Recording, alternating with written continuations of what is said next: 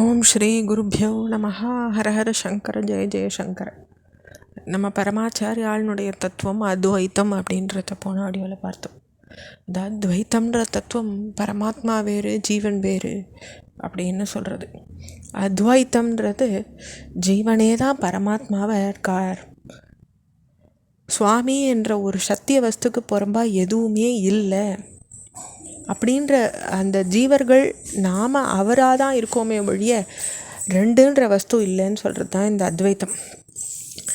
அப்போது ஒரு நடிகன் பல வேஷம் போட்டால் கூட உள்ளே இருக்கிற ஆள் ஒருத்தராக தான் இருக்கிறது போல் இத்தனை ஜீவர்கள் இருந்தாலும் அவர் உள்ளே இருக்கிற பரமாத்மா சுவாமி ஒன்று தான் அப்படின்னு சொல்கிறது தான் அத்வைத்தமான தத்துவம். அப்போ நம்ம மாயையை தாண்டி இந்த ஞான அனுபவத்தை நம்ம அடைஞ்சிட்டோம்னாக்கா அப்போ எத்தனையோ குறைபாடர்கள் உள்ள ஜீவர்களாக இப்போ நம்ம இருக்கவே மாட்டோம். ஒரு குறையும் இல்லாத நிறைந்த நிறைவான சத்தியமாகத்தான் நம்ம ஆயிடுவோன்றது ஆச்சாரியால் உபதேசித்த அத்வைத்த தத்துவம். இந்த அனுபவத்தை நம்ம அடைஞ்சிட்டோம்னாக்கா அப்புறம் கஷ்டம், பயம், காமம், துவேஷம் எல்லாம் எதுவுமே நம்மளை கட்டுப்படுத்தாது. நமக்கு புறம்பா எதுவோ ஒன்று இருக்கிறதா நினச்சாதானே அதிலிருந்து கஷ்டம், பயம், காமம், குரோதம் இத்தியாதி எல்லாம் நம்ம கட்டி போட போகிறது. அதுதானே அந்த சம்சார பந்தம்ன்றது. அப்போ நம்ம தவிர இன்னொன்னே இல்லாத போது அது எப்படி அதில் கட்டுப்படும்? அது எப்படி நம்மளை கட்டுப்படுத்தும்? அதனால் ரெண்டாவது வஸ்துவே தான் இல்லையே. அப்போ கட்டுன்ற வஸ்து, கட்டுற வஸ்துன்றது நமக்கு வெளி வஸ்து எப்படி இருக்க முடியும்? அதனால் நமக்கு முக்தின்ற மோட்சத்தை நம்ம எளிசாக அடைஞ்சிடுவோம். இதில் எங்கேயோ எப்பயோ போய் பெற வேண்டியதில்லை. நம்ம வைகுண்டத்துக்கும் கைலாயத்துக்கும் போய் அந்த மோட்சத்தை இங்கேயே இப்பயே அனுபவிச்சிடலாம்.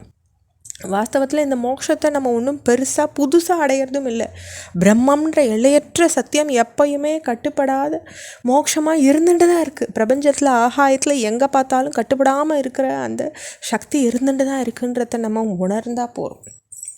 அப்படின்றது தான் பரமாச்சாரியாளுடைய தத்துவம். அதனால் இந்த மகாகாசம் ஒரு கட்டு இல்லாதது. அந்த கடத்துக்குள்ளே கடாகாசம்னு இருக்குன்னு சொல்லுவாள். அப்படி அந்த ஆகாசம் வெளியும் தான் இருக்குது, அந்த கடத்துக்குள்ளேயும் தான் இருக்குது. அப்படி தான் நம்மளும் கட்டுப்பட்டுருக்கோன்றத நம்ம புரிஞ்சுக்கணுன்றது தான் பரமாச்சாரியாளுடைய தத்துவம். அந்த பானையை நம்ம உடைச்சிட்டா ஆகாசத்தோடு நம்ம ஒன்று கலந்துருவோம் இல்லையா? அப்படி பிரம்மத்தில் தனித்தனி பானைகள் மாதிரி தான் நம்ம மாயாசக்தியால் தோன்றியிருக்கோம். அதனால் நாமும் பிரம்மம் தான். மாயினுடைய பந்தத்தால் இது நமக்கு இப்போ தெரியல. அதை உடைச்சிட்டா நம்ம அகண்ட பிரம்மமாக மாறிடுவோம். அதுதான் உண்மை. அப்போ அந்த அனுபவம் சிந்திக்கிறதுக்கு படிப்படியாக கர்மம், உபாசனை இதெல்லாம் வச்சுருக்கா பெரியவா. அப்போ அதை நம்ம உபாசிக்கும் பொழுது நம்மளால் அந்த அனுபவத்தை பெற முடியும். அப்போ ஆச்சாரியால் நம்ம எல்லாரும் சௌகரியமாக ஏறுறதுக்கு படிக்கட்டை நமக்கு உண்டாக்கி கொடுத்துருக்கா. நம்ம எப்படி அந்த படிக்கட்டுகள் மூலமாக அந்த பரம தத்துவத்தோடு இணையலாம் அப்படின்றத நம்ம பார்க்கணும். அப்போ அந்த படிக்கட்டுகள் ஜாக்கிரத், ஸ்வப்னம், சுஷுப்தின்னு 3 அவஸ்தை நிலைகள் சொல்லப்பட்டிருக்கு. சாதாரணமாக விழிச்சுன்னு இருக்கிறது ஜாக்கிரம், கனா காண்றது ஸ்வப்னம், ஒன்றும் தெரியாமல் தூங்கிறது சுஷுப்தியான நிலை. ஆனால் இந்த ஒருத்தனை தான் இந்த 3 நிலைகள்லேயும் இருக்கான். கனா கண்டவனும் வீழ்ச்சுண்டவனும் ஒருத்தந்தான். அப்போ கனா கண்டபோது நடக்கிறதுகள் வீழ்ச்சுண்ட பிறகு நடக்கிறது இல்லை, முன்னுக்கு பின் சம்மந்தம் இல்லாத இருக்குது. அப்போ கனவுல வேறு விதமான நடவடிக்கைகள் இருக்கும், வீழ்ச்சுன்ற போது வேறு விதமான நடவடிக்கைகள் இருக்குது. அப்போ அவஸ்தை வேறுபட்ட போதிலும் மனோபாவம் வேறுபட்ட போதிலும் ரெண்டிலும் ஒருத்தந்தான் பயணிக்கிறான். வேறு வேறு மனோபாவம் கொண்ட பல பிராணிகள் இடத்துலையும் இருக்கிறதும் ஒருத்தந்தான்றது நமக்கு ஒரு தெளிவு வேணும். அப்போ ஒரு நேரத்தில் நமக்கு சாந்த குணம் இருக்குது, மற்றொரு நேரத்தில் நமக்கு கோபம் வர்றது. ஆனால் 2 அவஸ்தையிலையும் இருக்கிறவன் ஒருத்தந்தான்ங்கிறது அனுபவத்தில் நன்னா தெரியறது. அப்போ அவஸ்தா பேதங்களில் நம்மளுடைய கை, கால், முகம் இவையும் மாறுறது. காலபேதத்தால் குழந்தை கழட்டுத்தன்மையை அடையிறது, தேகம் கூட வேறு மாதிரி மாறிடுறது. அப்போ இந்த ஸ்வப்ன உலகத்தில் எல்லாம் மாறுன்றது கேட்கவே வேண்டாம். நம்ம ஒருத்தருடைய மனசுலேருந்து பல பேருடைய ரூபங்களை நம்மளால் பார்க்க முடியுது.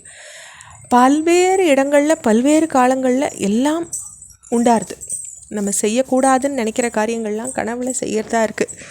இந்த மாதிரி பேதங்கள் ஒன்றுக்கொன்று விரோதமான காரியங்களை செஞ்சால் கூட வேறு விதமான தேகமும் மனசும் இருந்தாலும் எல்லா அவஸ்தைகளையும் இருக்கிறவன் ஒருத்தந்தான் அப்படின்றது நமக்கு நன்னா தெரியறது. இது தொடர்ச்சியை அடுத்த பகுதியில் பார்க்கலாம். ஹரஹர சங்கர ஜெய ஜெயசங்கர.